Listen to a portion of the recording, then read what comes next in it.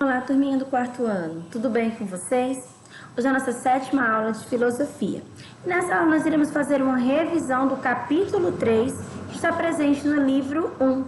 Um bom argumento, o que é? Das páginas 302 a 309. Os itens abordados serão um bom argumento, quando o argumento não é tão bom assim, e uma solução para o problema. Primeiramente, vamos entender quais são os objetivos do capítulo 3. Entender o que é um argumento, conhecer as possibilidades de diálogo ou de persuasão que os argumentos permitem, entender o que é uma falácia e conhecer exemplos de falácias. Ou seja, nós vamos entender o que é um argumento, entender o que é uma falácia, conhecer alguns exemplos de falácia e conhecer as possibilidades de persuasão que um argumento pode trazer. Capítulo 3, página 302. Um bom argumento, o que é? Bom, gente, nesse capítulo a gente vai falar sobre a questão da argumentação. Entender o que é um bom argumento, entender quando um argumento ele não é considerado válido, né? Então, entender também o que é uma falácia, tá? Entender alguns tipos de falácias. Página 302 do Conversa Vai pergunta o seguinte: como você se sente quando precisa escolher um bom argumento para concordar ou discordar?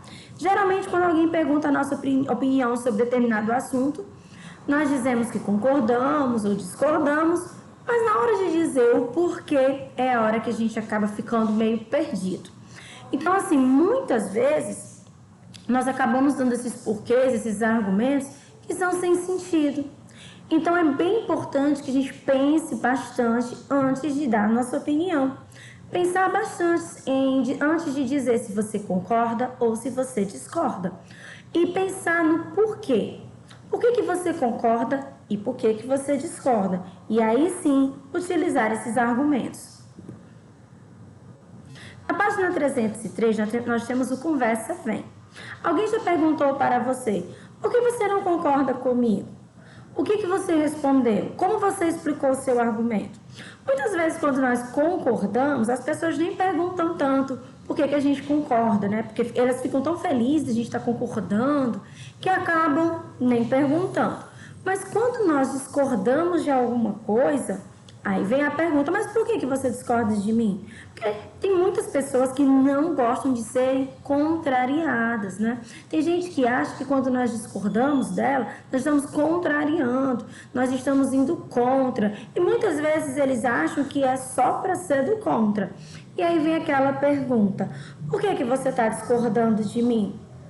O que vocês fazem quando alguém diz isso? Vocês falam o famoso porque sim, porque eu quero, porque é minha opinião? Ou vocês dão realmente um argumento plausível, bem fundamentado, para que essa pessoa se convença da sua opinião? O que vocês fazem? Um bom argumento, página 303. Quando você concorda com o que alguém disse, existe um porquê. Lembrando que concordar é quando nós temos opiniões parecidas ou a mesma opinião que uma outra pessoa. E discordar é quando nós temos opiniões diferentes, contrárias à opinião de uma pessoa. O fato de concordarmos com alguma coisa significa que temos algum motivo para isso. E a mesma coisa acontece quando nós discordamos de alguém. Ou seja, sempre que nós damos a nossa opinião, né, nós temos uma opinião sobre um determinado assunto que alguém está falando, nós podemos concordar ou podemos discordar.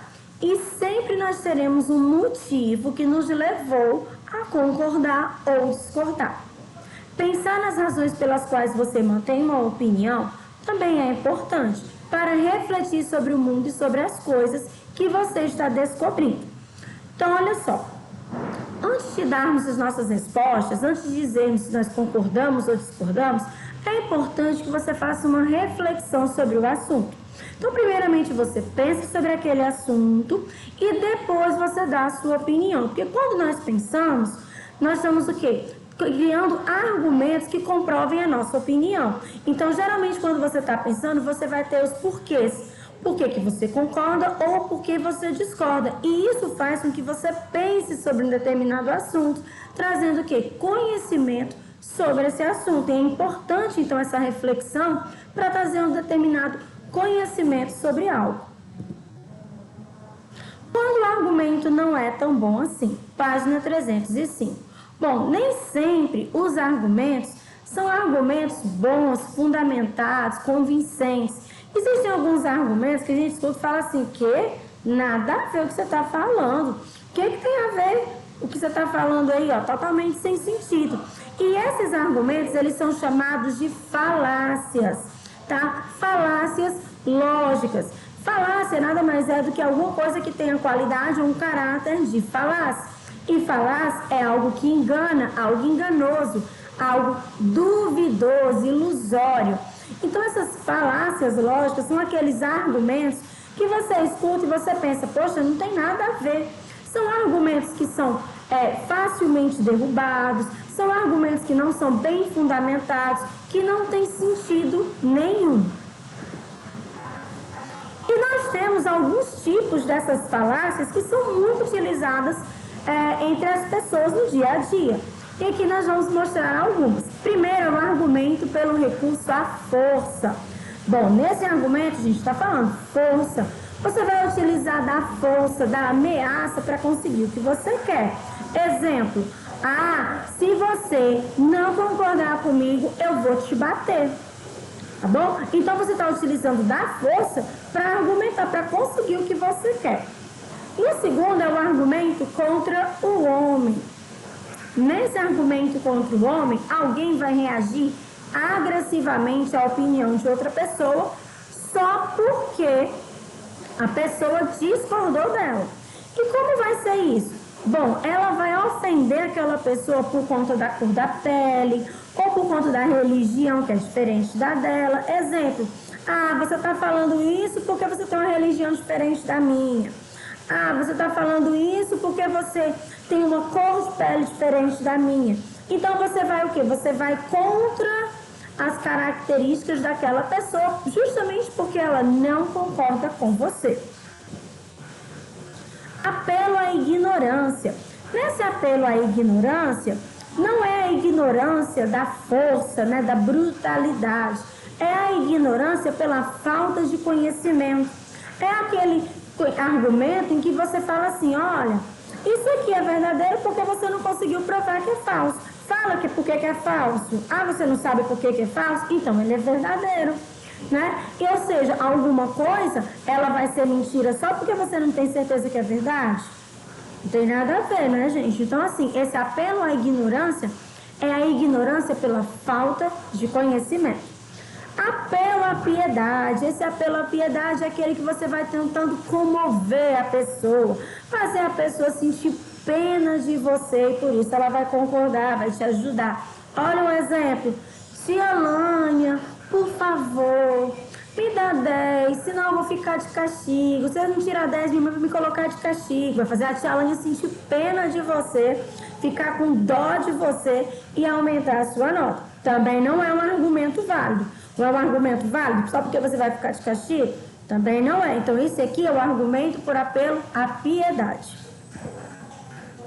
Já no recurso à autoridade, é quando uma pessoa acha que o que ela está falando é correto porque algum famoso disse a mesma coisa, ou então porque ela tem uma certa autoridade. Exemplo, olha, isso aqui está correto sim. Sabe por que está correto? Porque o Faustão falou isso. E o Faustão é uma pessoa famosa, conhecida, mas não significa dizer que o Faustão estará sempre correto com seus argumentos, com as suas teses, né? Então, você utiliza da autoridade, da fama de alguém para validar o seu argumento. Argumento por apelo ao povo.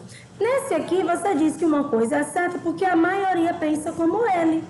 Também não é algo válido se a maioria estiver errado, não é isso?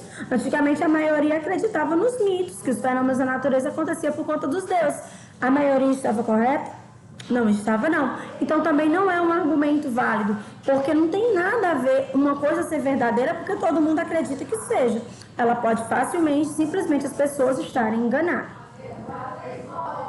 E aqui a gente vai falar um pouco sobre a questão da lógica aristotélica, né, de Aristóteles. Bom, a lógica aristotélica, ela tem como objetivo estudar a relação entre o pensamento com a verdade. Ela vai relacionar o que nós pensamos com o que realmente é uma verdade. pode ser considerado uma ferramenta para analisar se os argumentos utilizados em certas premissas levam a uma conclusão coerente. Então, a lógica aristotélica ela é uma ajuda, tá, para quem está querendo realmente descobrir se algo ali, se um argumento ele é válido. O Aristóteles ele resumiu suas conclusões sobre a lógica no livro Organo. Então, assim, a lógica aristotélica ela é uma ajuda para quem quer descobrir se um argumento é verdadeiro ou não. Solução para o problema, página 308. Bom, gente, aqui fala sobre a questão do filósofo Shea Perman. Ele estudou muito sobre essa questão da argumentação, certo? E mais do que afrontar ou conquistar a piedade de uma pessoa que você está conversando, o mais importante é despertar a convicção da pessoa com quem você está conversando. Ou seja, o que é convicção? É aquela pessoa ter certeza do que você está falando é verdade. Então, nada de ficar ameaçando, nada de ficar fazendo a pessoa ter pena, apelando para a piedade. O ideal é fazer com que a pessoa acredite que o que você está falando é verdade, que ela fique convicta disso, tá? Então, o melhor argumento sempre será aquele que deixa uma pessoa com certezas sobre o que ela está ouvindo. Então, esse sim é o melhor argumento. É o argumento em que você mostra para aquela pessoa que você tem certeza sobre o que você está falando. E aí, na 308, nós temos alguns questionamentos. Se você concorda ou não com a ideia do filósofo Shea Perman, será que realmente um bom argumento é aquele que deixa uma pessoa convicta, uma pessoa que tem certeza sobre o que você falou? E depois de estudar todos esses assuntos, o que é que você considera um bom argumento?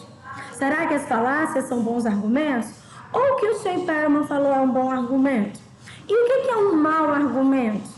Mas, gente, que o mau argumento é aquele que facilmente ele é derrubado, facilmente ele é destruído, desconstituído, né? E depois desses estudos, o que você vai mudar nas suas conversas? Vocês agora, tenho certeza, que vão pensar bastante antes de dizer, pensar muito, né? Antes de dizer se concorda ou discorda com algo. E antes devem pensar em por que concordam ou por que discordam. E aí, aqui eu gostaria que vocês analisassem o que vocês querem que permaneçam para as próximas aulas, né? Para as próximas aulas de filosofia. E vocês vão me avisando durante as nossas videoconferências, ou então pode estar mandando também no meu canal, tá bom? O que vocês gostariam que permaneça, né? E o que vocês gostariam que mudasse, tá bom? O que muda e o que deve permanecer. Bom, gente, eu vou ficando por aqui. Eu espero que vocês tenham gostado da nossa aula, que vocês tenham entendido todo o nosso conteúdo. Em caso de dúvida, anota e tira nas nossas videoconferências. Um grande abraço e até a nossa próxima aula. Tchau, pessoal!